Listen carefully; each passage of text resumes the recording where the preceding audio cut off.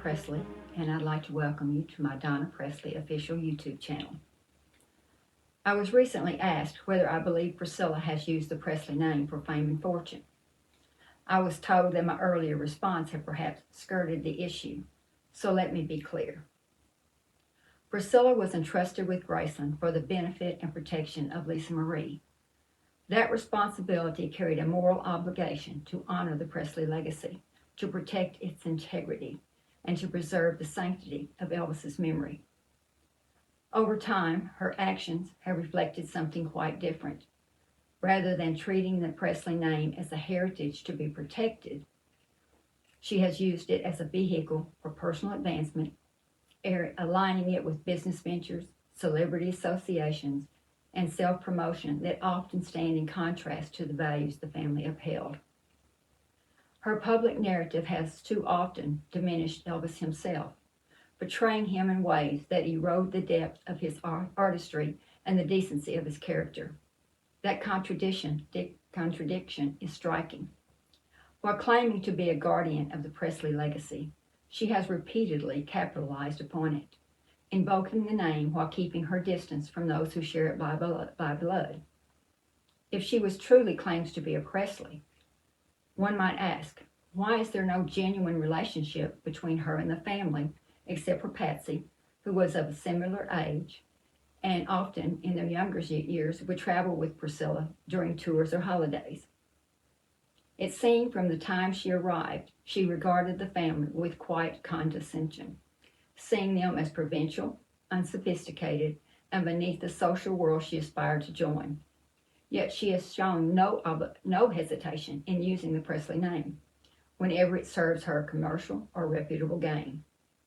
It reveals a lasting paradox, the taking of a family's identity without the humility to be kind to its members. The Presley name was built on faith, loyalty, and love of family. These are qualities that cannot be bought, cannot be borrowed, and cannot be claimed only when convenient. Elvis confided in his blood family. He spoke his truth to us because we were the ones he trusted completely. He did have friends and companions whom he cared for deeply, and many of them believed he was sharing his innermost thoughts. But that was not always the case. Elvis was cautious by nature, a quiet observer of people. He would sometimes say things deliberately just to see how someone might react, to understand who was genuine and who was not. I've seen him do it. It was never to be unkind, only to be wise. He had learned that fame could cloud loyalty, and he wanted to be certain of those around him.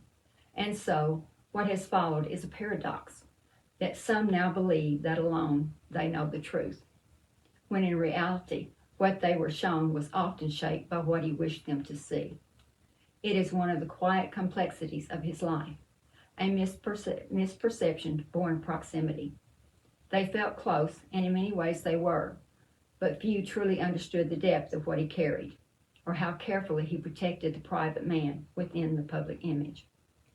That is why his blood family meant so much to him. We were the constant. We were there before the world came knocking. He knew that our love was not attached to what he had, but to who he was. That it was why it mattered deeply to him. That his family lived with him at Graceland. We were his safe place, the one space where he could simply breathe, without performance, without fear, and without judgment. And it is my responsibility now to maintain that safe place for him, to defend it with truth and integrity. This is not about hatred or attack. It is about truth and balance, restoring perspective where it has been lost, because truth without balance becomes distortion. The time has come. Time is ticking. There will one day come a day when none of the family who lived alongside Elvis will remain. And with that passing, the first-hand truth could be lost forever. This cannot be allowed to happen. There is, after all, a profound difference between being born a Presley and merely being married to one. Not forgetting that there was a divorce. Marriage may offer proximity to a name, but not inheritance of its spirit. And when that marriage ends, so too should the claim. Blood carries legacy. Vows, once broken, do not. Thank you for joining me today. I'll see you next time. God bless.